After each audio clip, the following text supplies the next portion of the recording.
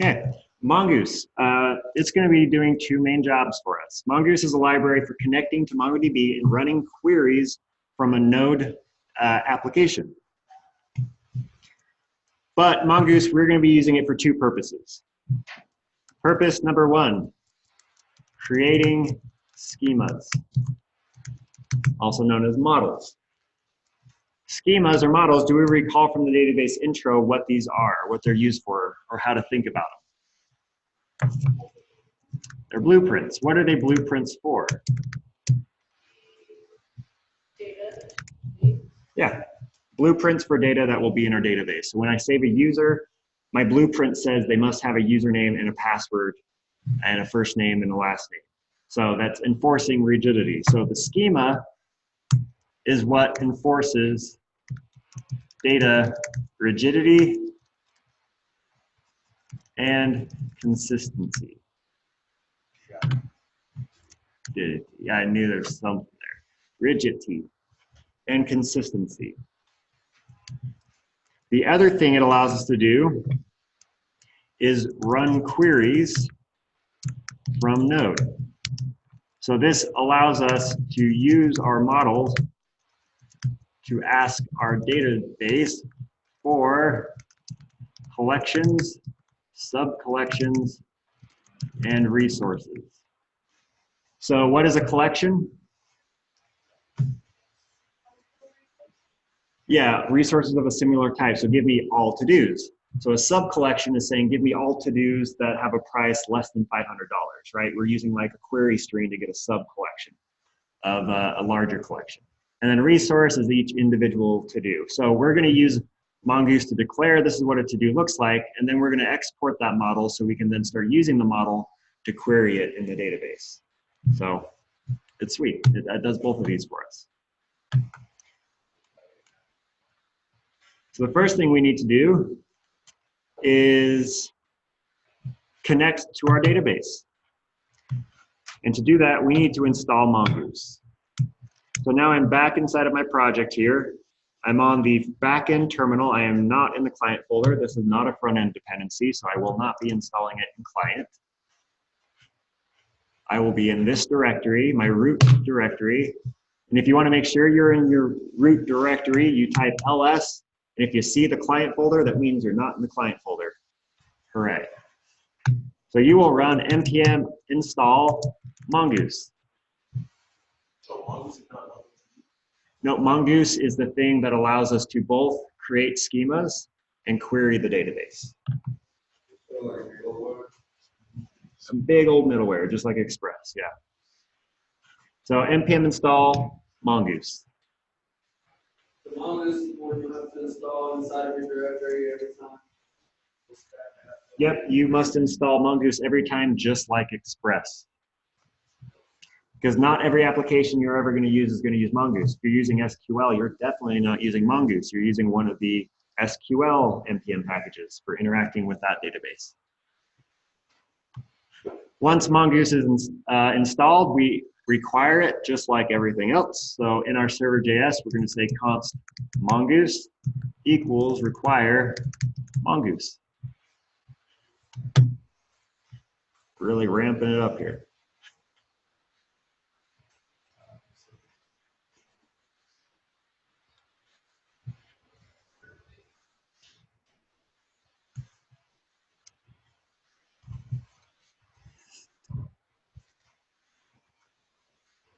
We have that.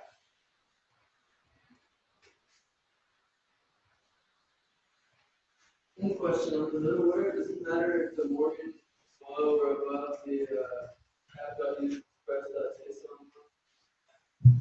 Sorry, one more time. Does it matter if the Morgan middleware is below or above the express.json? It does not. No, I am putting these sections in a certain order, but the things in the sections are just fine as they are right now. What we're going to do first now, the reason why we import Mongoose on our server file is so that we can connect to our database.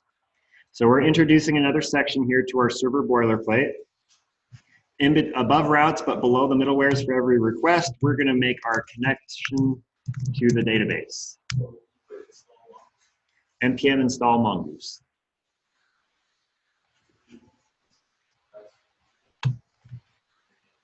So if you were the one that wrote Mongoose and you had to create a method that connects you to a database, what would you call that method?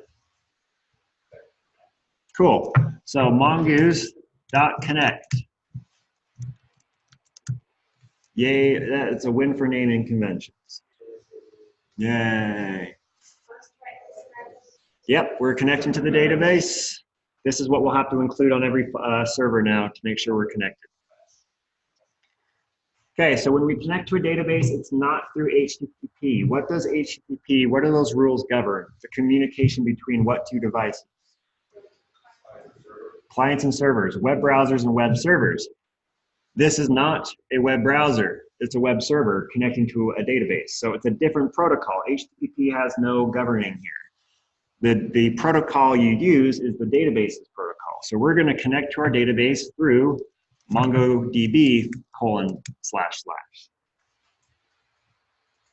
That is the protocol.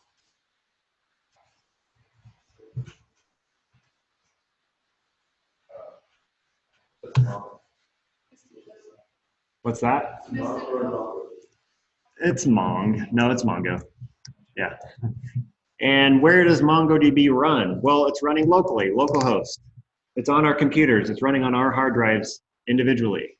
And the port number it's running on is :27017. So we are connecting to our localhost port number that MongoDB is listening for requests on. But this gets the connection, but we need to then tell it to create a database. It says for this file or for this project, make a new section on localhost for this database. And the way we do that is we create an endpoint. We say /, and then whatever we put after this / is the name of our database. So I'm going to call this animalsdb, because the only thing this database is going to hold is a collection of animals. Very straightforward. And I don't want to use capitals, so I'm just going to keep it all lowercase because that's convention for files and folders and everything, except components and constructor functions. Okay, so there's exceptions.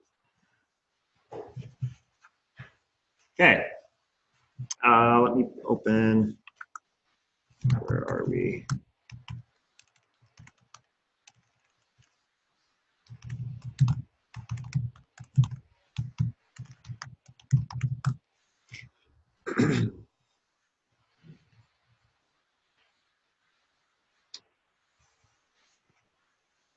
All right, the second argument is an object. So what we're going to do is we're going to hit enter here after you say comma, say enter, open up an object, and hit enter.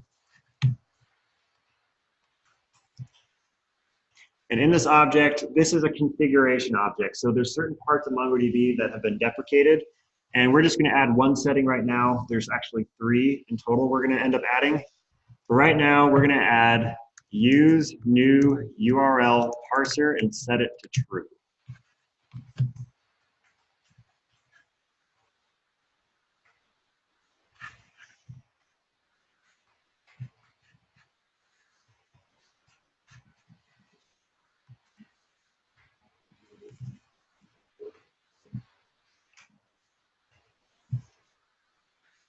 Okay. Well, this is a promise-based asynchronous request. So what are we going to be able to chain onto this? A dot then and a dot catch. So dot then and a dot catch. If it's an error, we're just going to console.error the error.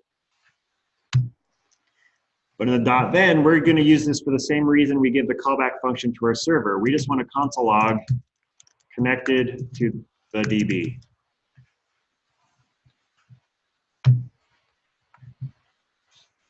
And there is our database connection.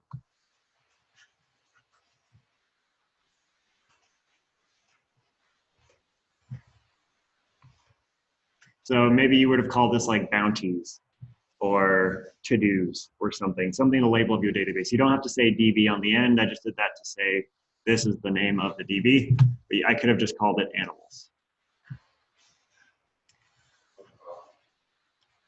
All right, once you get this all typed, we can test to see if it works. So this is the grand reveal. We're on the back end.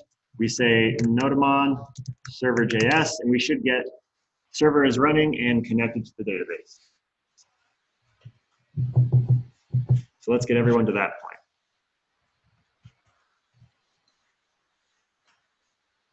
point. Okay, provided you see this, that means you're good to go. Your database is running locally. And that is how we connect a server to MongoDB, or an express server using Mongoose to connect to MongoDB and create a database. Any questions on this before we end this section? Because next we need to start using Mongoose to create data and interact